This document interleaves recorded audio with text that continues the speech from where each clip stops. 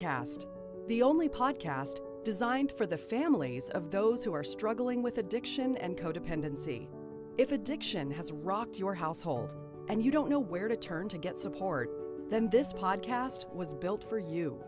Our host has written the book on how families can navigate the scary world of addiction. Chronic Hope, Parenting the Addicted Child, and Chronic Hope, Families and Addiction can both be found on Amazon today. We invite you to connect with us on Facebook, as well as subscribing to the Chronic Hope Institute podcast on YouTube, Spotify, Apple, or wherever you listen to podcasts. Now, here is your host, author, therapist, and CEO of the Chronic Hope Institute, Kevin Petersen. Hey everybody, how you doing today? It's Kevin Petersen, owner and founder of the Chronic Hope Institute, and here's the episode 22 of the Chronic Hope podcast. And we're going to talk about interventions with my good friend Travis Whittaker. Travis, how you doing today? I'm doing great, thanks, Kevin. How are you? Doing fantastic. We're having a little bit of a role reversal. You said earlier you're in sunny Utah, and I'm in rainy, cloudy, awful Jacksonville Beach, Florida. I can't figure it out. I know, it's just terrible, isn't it? It's just awful. So, hey, gang, it's good to have everybody here on Monday, December 20th. Oh, my gosh, we're almost at the end of the year, which, by the way, tends to be that kind of that time of year when Travis and I start to get super duper busy. So I thought it'd be a good time to talk about interventions and what that looks like and how and why. And before we get started, I was hoping, Travis, you could share a little bit with us of your own personal journey in recovery. And you know, our podcast is designed to help the family members and the loved ones of addicts and alcoholics and people that are struggling. So I think it's really important that they understand that people like you and I, we do this, out of a sense of responsibility and duty and out of a sense of our own personal journey. So tell us about you a little bit.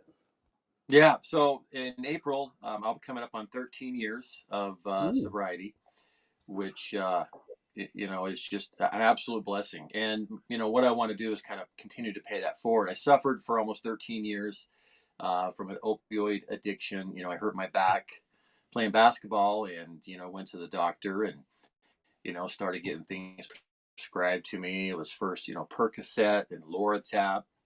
And then in about 1995, 96, this drug came out that was for cancer patients that had this, extended release that was called Oxycontin, as all of us know. And, that's what I ended up getting addicted to for many, many years. My life became out of control. I got arrested for doctor shopping, overdosed multiple times, car wrecks, lying, stealing. And really just hurting my family dynamics, from what I was putting them through, putting the kids through. I was causing a lot of trauma for them. And then in April 19th of 2009, I had a car wreck. I had taken I had two prescriptions. The pharmacy messed up and gave me 240 Xanax. And I took all of them over a 4-day period and got behind the wheel of a car and rolled it. And Jaws of Life took me out, and I had an out-of-body experience in the hospital where I was actually looking down at my body, and I get smacked in the back of the head, and it's my guardian angel, giving me 3 choices while they're getting ready to use the pumps that bring me back to life. And he says, you got 3 choices. You need to choose one: death, because I'm exhausted from trying to keep you alive. 2, you're going to make horrible decisions. You're going to end up in prison, or I'm going to allow you to die right here. And of course, I chose recovery. And that's the only thing I remember about that whole incident. And I've been sober since. Wow. That's a miracle. That's absolutely amazing. And, I thank you for sharing that. And, I look back on my own journey of recovery, and I love the term that you use, the guardian angels, because I've had a series of guardian angels in my life as well.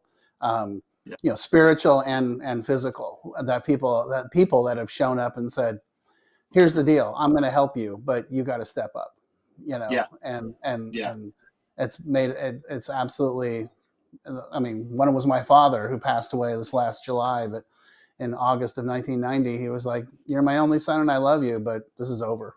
We're done. Right. We Yeah. can't participate like this anymore."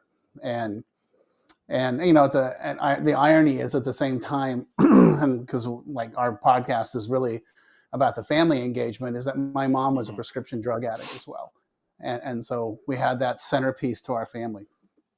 So when you were talking about the painkillers and the oxys and the opiates, that's something that my mom struggled with as well. Yeah. So I'm Yeah, very grateful that you said that. Yeah, my dad died of a drug overdose and alcoholism. My uncle died of alcoholism, and then we get into the death by suicide. Several family members death by suicide. So this is real, and we get to provide hope and help, and that's truly why I believe I've been allowed to continue that, and also be the dad I didn't have. And that's a powerful motivator right there. Yep, absolutely. So how did this journey, Travis, lead you into the jobs that you have now? I mean, tell us about the jobs that you have, but also tell us how your recovery journey led you into the jobs that you have today. Yeah. So for years I ran call centers, until my addiction kind of took over, and it didn't. I continued to call in sick because I was going through withdrawals and losing jobs. Kind of like what happens during our addiction. We're not able to keep time well, I should say. So then when I got sober in 2009, I applied for like 22 jobs, and I was turned down for every one of them. My resume looked good, interviewing skills were great, but as soon as they did a background check, they saw my drug charges, from the doctor shopping, and I'd get that letter in the mail that said, "Thank you. We're going to go with another qualified candidate." And, I knew exactly what it was. And so my first year of sobriety was extremely tough, because here I am, I'm sober, I'm wanting to do good, I want to help take care of my family financially, and nobody will hire me. It was like, I wasn't a convicted felon. I had a drug charge of doctor shopping. And then I got a job at an airline that gave me a chance. And then I had a friend that I went through treatment with. And for 5 years into my recovery, while I had some odd and end jobs, I kept bugging him. I want to get in. How do I do it? How do I do it? Because I felt this bigger power that I needed to, share my journey and help people. And I got a job as a supervisor tech. And I remember saying, "I've got, the record." And he's like, "Well, that's your education for this. Like, we welcome the record, because this is the people you're going to deal with. And so you just have, and I was like, oh, wow. I found my family and my calling, and that started in 2014.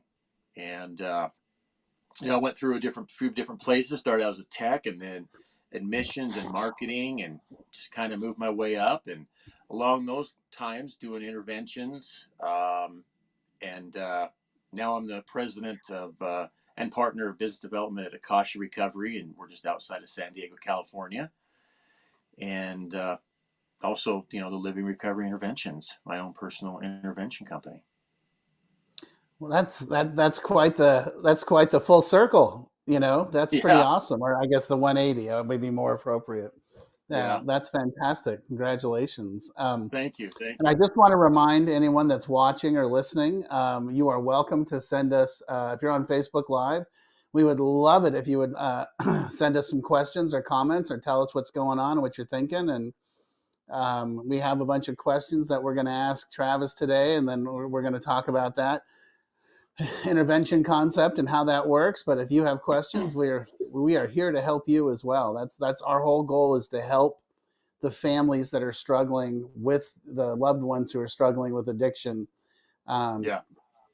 So, okay, so that's what you do for a living, and that's how you got into what you do. And let's start with, I think, like the first question that kind of comes to my mind is very much along the lines of, when I work with families, initially what we talk about is, I teach them how to set some boundaries and say, we're going to try what I call Plan A for 30 days.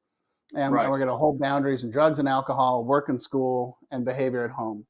And so let's just assume that those didn't go well, or the person is, like in your case, using opiates or hard drugs, and 30 days could kill them. Um, Right. okay, so then it becomes time to pick an interventionist. So what are the qualities they should look for, and what is an intervention? Right. Well, and I just want to touch back on, I love how you do that the family dynamics, because I've been married 27 years to my beautiful, amazing wife. And during my addiction, the first 12 or 13 years, she didn't know who to reach out to. She didn't know what to do, and she just saw her husband kind of just imploding, and the family dynamics kind of imploding, and it was all because of me. So it's great to have that support, to get the guidance, because she's just like, how can you be addicted to pills if your doctor is prescribing them? Like, I don't understand that. So the education part is huge. So I just want to touch on that. So thank you for all you do on that front end. I Thank you. really appreciate Thank that. you. Family is a big deal.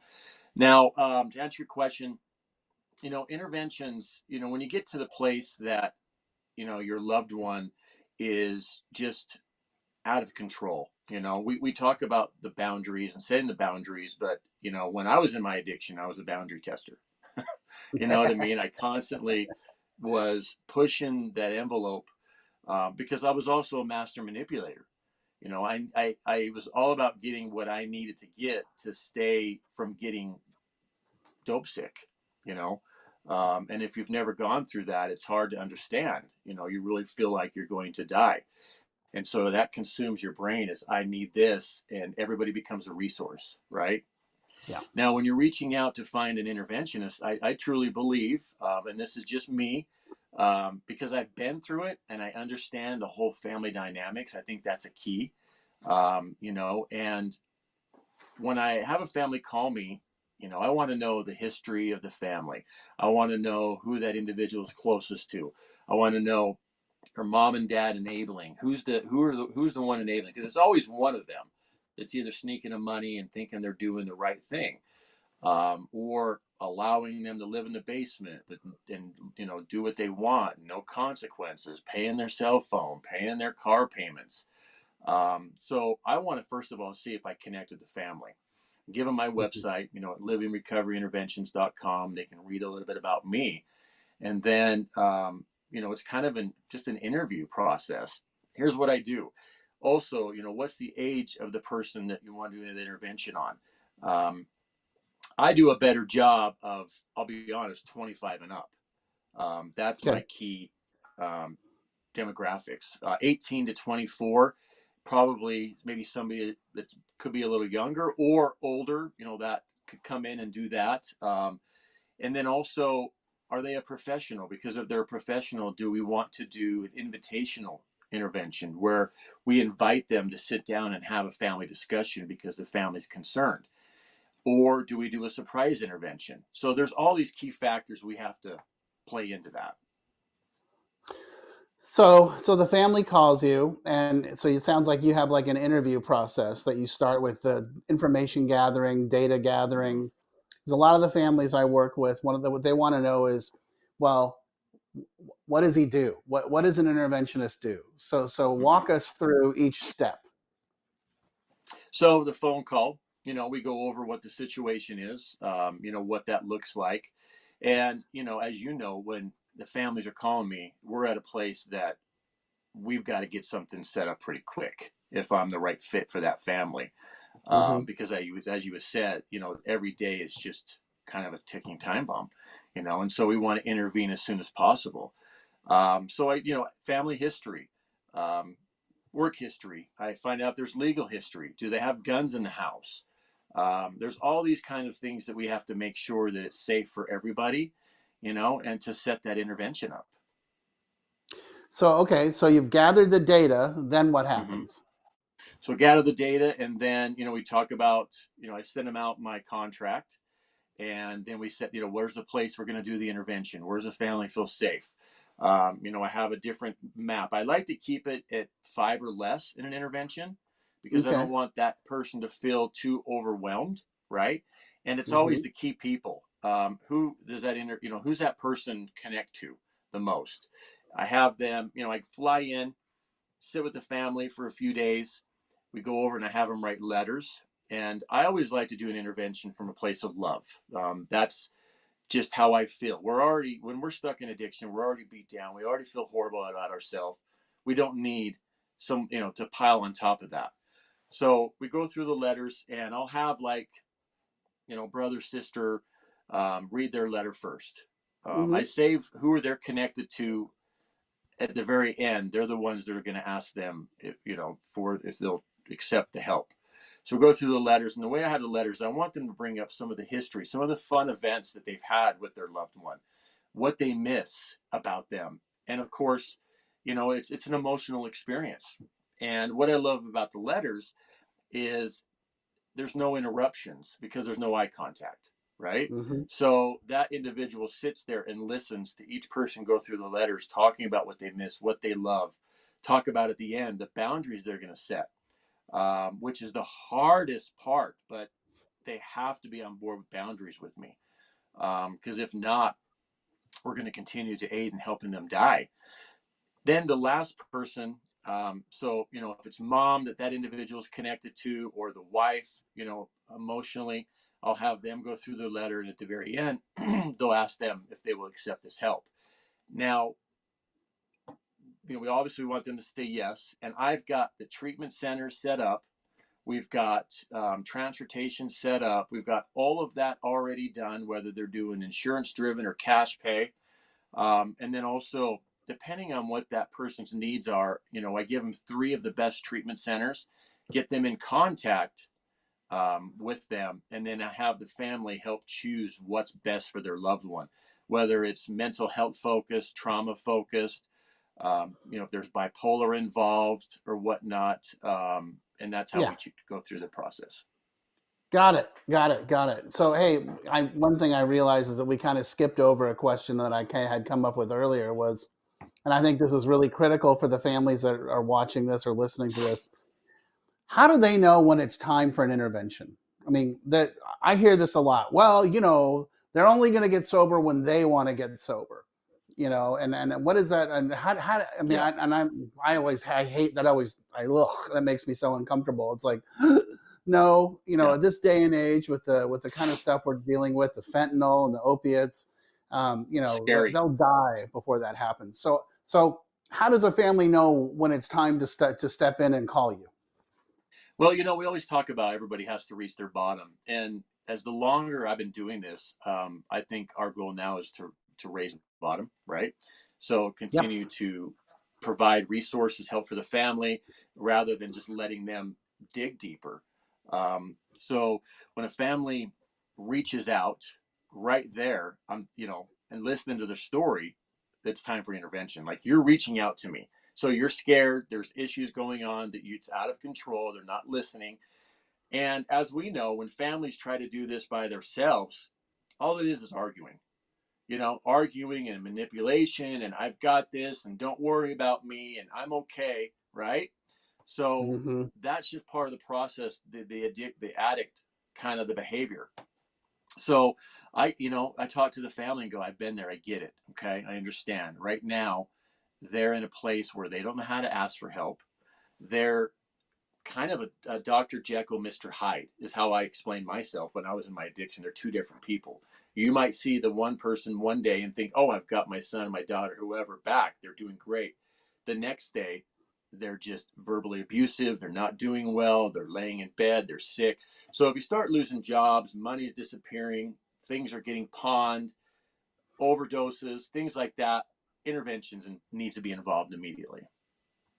Yeah, I always tell people, it's always fun, interesting when I work with the family because, the family, like you described, right? Let's say there's 3 or 4 family members, and it's that classic story of, 4 people see a car accident and they all have a different story, Right. and everyone Yep. sees it differently. And generally there's one person that's willing to say, no, this isn't their first time. No, this is, we've had this problem for the last 10 years. I mean, there's always this belief system within the structure of the family where someone's going to pull back and be like, well, maybe it really isn't that bad. And then there's always the other person that's like, no, we need to do this yesterday, Yeah. And so I always tell the families, look, it never hurts to call and talk to me, and it never hurts to call and talk to an interventionist, and just have that conversation and hear them out. And we'll tell you, hey, look, it's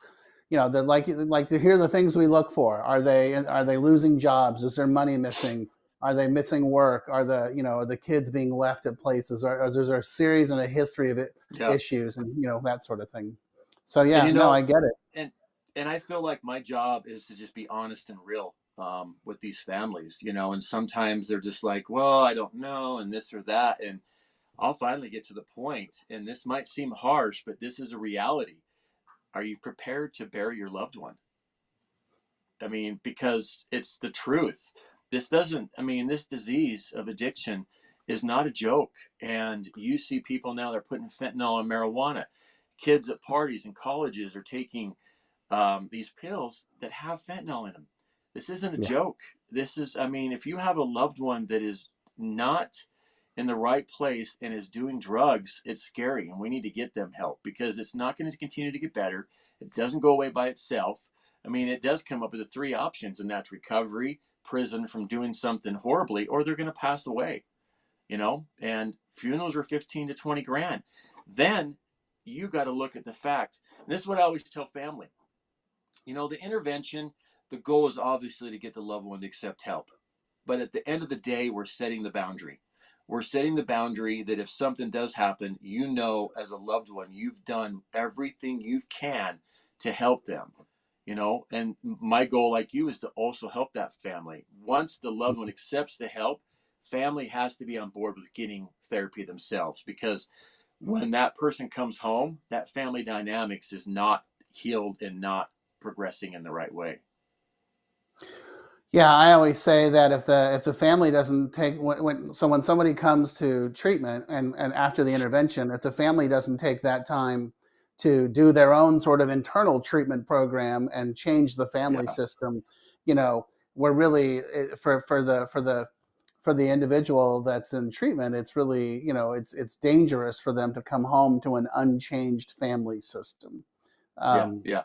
Because I, family a I lot of agree. time will just think, well, get them out of the picture, because they're the problem. They don't understand. And I've dealt with this a lot, where you've got a 22 or 23-year-old girl in the basement, and mom's going out and buying heroin, bringing it to her because she thinks she's keeping her safe, because she's not out on the streets buying the heroin. Right. I run into that all the time. I do too, and I loved what you said earlier, because one of the things that I'm not shy about is I always say, look, I want to be clear with you how this ends. Okay, they're Yeah. dead and you're at a funeral. This doesn't, and that's where the name of the book came from, by the way. And the institute, the Chronic Hope Institute, is that what I found was these families have this chronic hope, right? That tomorrow that person's going to wake up and be like, oh my God, what am I doing? And Yeah. I've got to quit doing drugs, and I'm going to straighten up and fly right. And oh my gosh. And the truth is that's never going to happen. And, No. and you have to be willing to say that to the family. Like, look, this is life and death. I want you to be clear. That's never going to happen, and they're going to die. And then what you just said, I love when people say that, is like, well, if I kick them out of the house, Kevin, they're going to go out on the street and get under the bridge and shoot dope and die. I'm like, they're already doing that. You're just facilitating it, Yeah, you're So giving them a place to land and be safe with food. And why do they want to change? there's no motivation whatsoever, No. and that's really the big piece. So absolutely. Hey, tell us a little bit about Akasha Recovery. So Akasha Recovery, again, we're in Cardiff, California, Uh-huh. just 20 minutes outside of San Diego. 6-bed, full detox, residential, co-ed. We allow pets or dogs, and Oh, it's anywhere from 30 to 90 days. Insurance, out of network, or cash pay. And, it's a holistic approach. It is, we want to meet you where you're at. So once you get detoxed and come in and start being able to think a little more clearly, what does the recovery journey look like for you?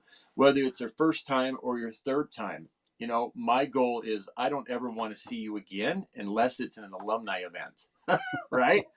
So we're going to Yeah. do this right, and we're going to do it as long as it takes, and because it takes a long time for some people to open up.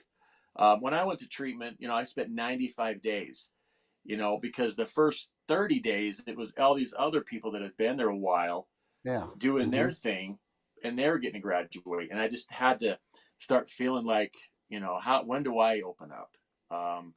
And most of us have to do a lot of mirror work, is what I call it, because I didn't love myself.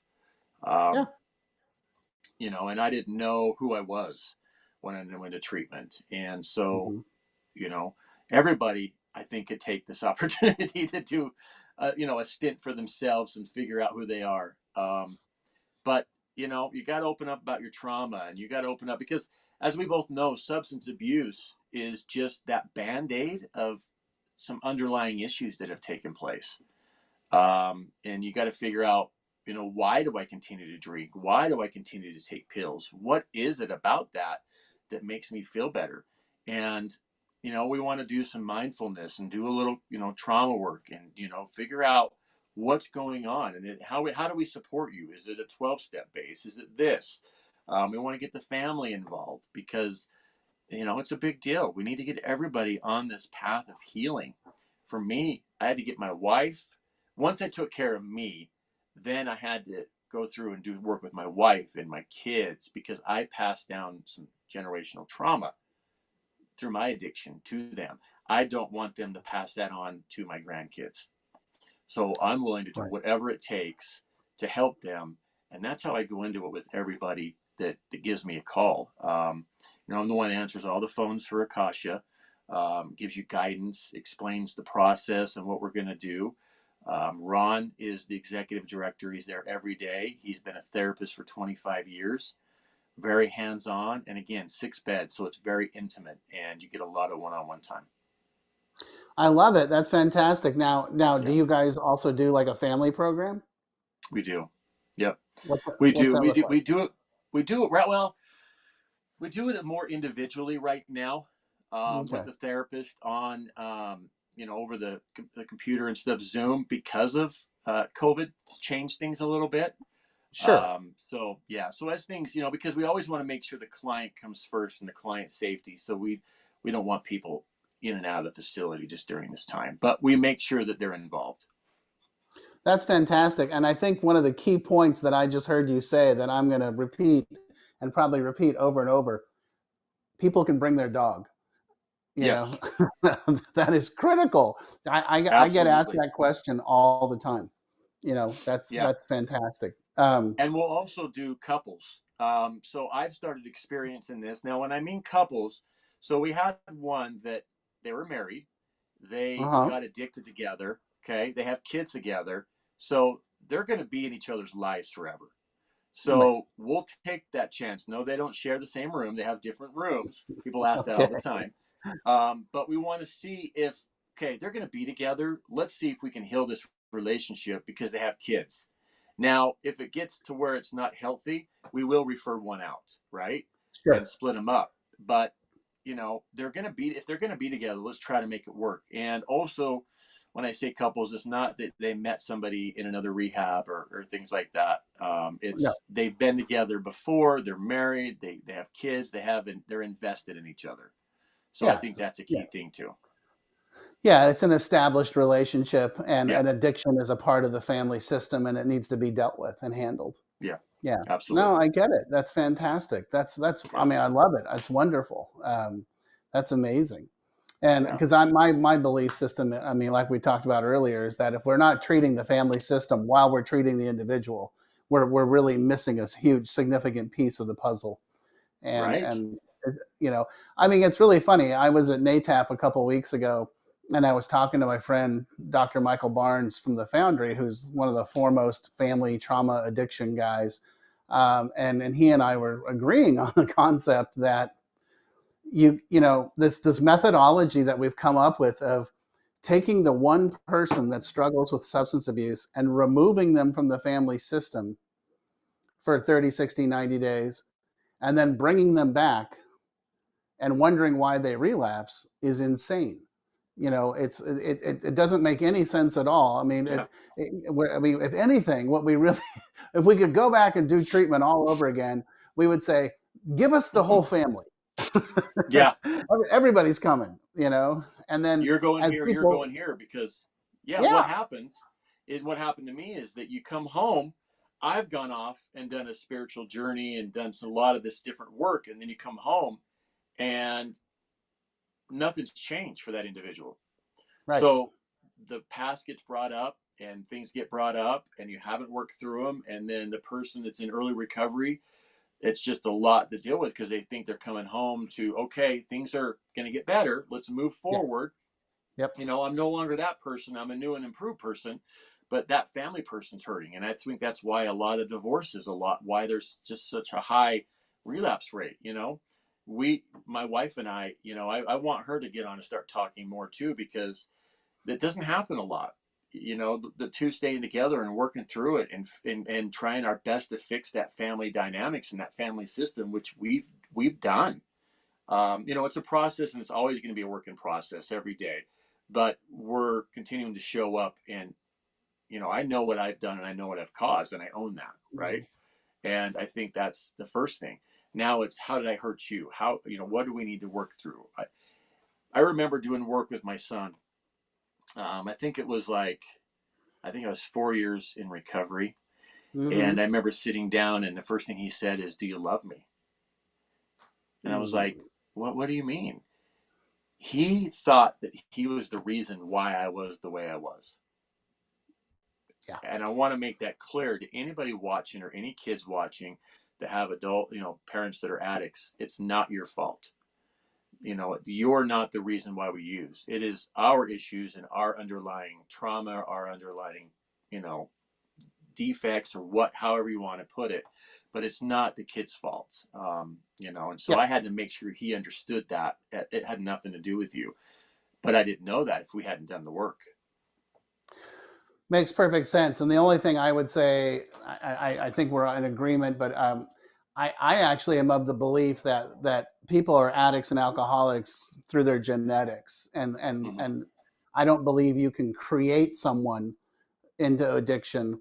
But that trauma and mental health issues certainly can expedite the process, because I Yeah. know plenty of people that have trauma and mental health issues that don't pick substance abuse, you know. But for those of us that do pick substance abuse or self-medication or whatever you want to call it, there's just a percentage of us that can't pull out once we start, you know. Yeah. and Absolutely. and I agree with you. and that's addiction. I mean, that's just for people in my industry, for the clinicians, we're always trying to piece the connections or the puzzles together, or the equation of, well, what happened that made you start using, that made you an addict? And it's like, no. I'm an addict. I was an addict when I was born. That was, Yeah. now, did I have stuff that happened to me? Oh yeah, absolutely. But what turns out as we start to better understand the knowledge and understand trauma and mental health relationships, turns out everybody has that. Everybody has stuff, but Yeah. not everybody starts using, and not everybody can't stop using. So Yeah. that's Yeah. kind of where that. My dad's side was all opiate addicts, and my mom's side alcohol. So, Yeah. and I didn't know my dad growing up. So I was very cautious about, I'm going to stay away from alcohol. But I didn't know that his whole side of the family were opiate addicts. And then what do I become? An opiate addict. Yeah, of course, You know? exactly. Yeah. But and thank God you're clean and sober, and thank God that you're giving back and contributing. Well, I'm all out of questions. You've done a great job of answering all my questions. You've explained when a family should come in, call an interventionist, what they should expect from the interventionist, what the intervention will look like, and then what they need to do after the intervention. You've answered all my questions. I Nice. couldn't be any happier. Well, there's one thing I'd like to add in there as well, that I kind of just put in with when I do the interventions, is I'll let the family know whatever program is set up by the clinician. I always say that. Well, how long do I got to go? That's up to you and the clinician. You got to figure that out. That's not my job. I don't know what you need to work on, because I'm not a clinician. But what I tell them is that you complete that program. then I will do 90 days of continued coaching for you when you're after, because I want to be part of that after part, because Yeah. we always just go into the chaos, right? Which I feel like I'm good at, and I'm good at bringing the families together because I've been through that, and my life has been a lot of, chaos, and they're scared. The family is so scared, then they just don't know what to do. So once you bring them together, I like to let them know, you know what, once you graduate your program, then I will stay on and do 90 days of coaching with you and help you, because as we both know, that's such an important piece. Now, hopefully they go on and do a sober living and outpatient and do some extended care, because we see better results when they do that. And then the family's doing the work. But I love that. I love throwing that in. You do this, and I think that was a big goal. I connected with this 18-year-old kid in the state of Washington, and at first he didn't like me, but once I got to know him a little bit, I said, you know what, you graduate this program, and I will come see you, and I will also work with you for 90 days after to continue. He's like, really? So I like that. Whatever it takes to continue to help people is what it's about. Amen. I could not agree with you more.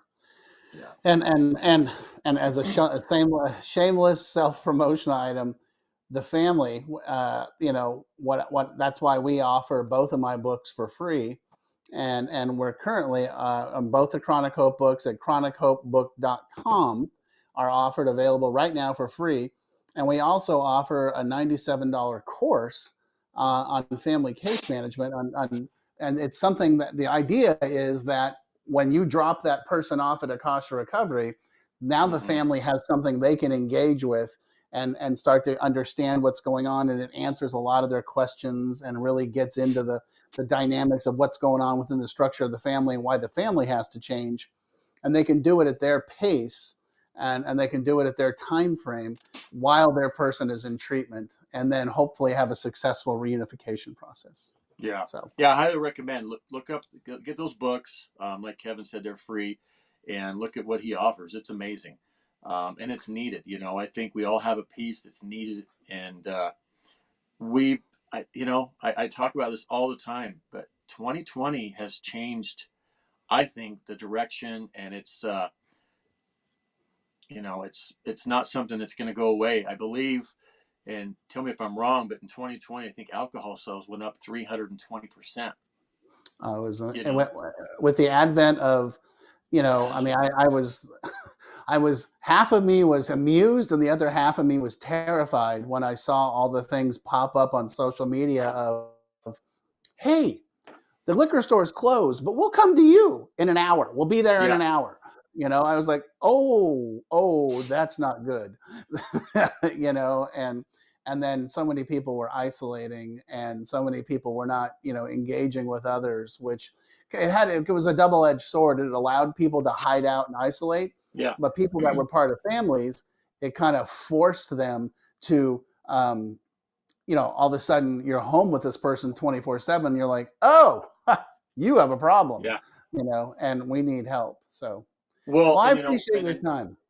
Oh, go yeah, ahead. absolutely. Well, I was just going to say, I remember here in Utah going past the liquor stores, lines. And my wife goes, why is there so many lines? I said, because it's considered an essential business. Do you know what would happen if they shut liquor stores down and people started getting sick and having seizures? The hospitals and ERs are overfilled with COVID. They had to keep the liquor stores open to keep people from dying and going into seizures. I mean, Yep. that's the reality of it. Oh, yeah.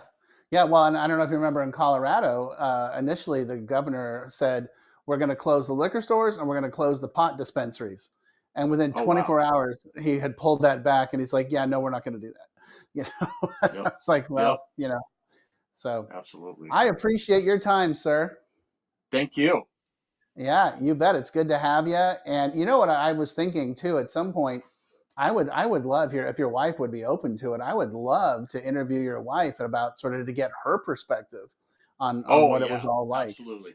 She's a little Yeah. shy, but I push her. She's been on a few of them because the other side of the family needs to hear from families who've gone through it, and it's an important message that she's got to share.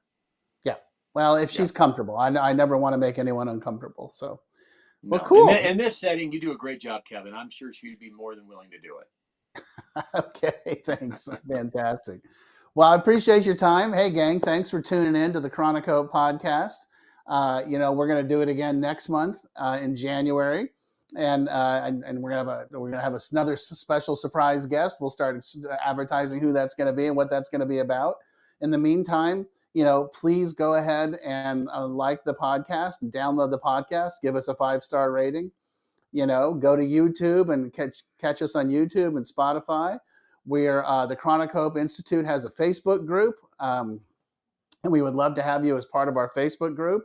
And we're going to start instituting more Facebook Lives. And one of the things that I want to be clear is that you can send us questions on all of those social media formats. We're on Instagram, we're on Twitter. You can send us questions and we will answer your questions. Our goal is to help you, and totally for free. The books are free, everything's for free. We're here to help. We want the families to understand that there's a resource available to everybody and anybody. But until then, happy holidays, happy New Year, and thanks again, Travis. Really appreciate your time. Absolutely. Thanks, Kevin. I appreciate it. Thank you for listening to the Chronic Hope Institute podcast with your host, Kevin Petersen. Please join us again next time. We exist to provide support, education, and hope for families who are struggling with addiction and codependency. Remember to connect with us on Facebook, as well as subscribe to the Chronic Hope Institute podcast on YouTube, Spotify, Apple, or wherever you listen to podcasts. See you again soon.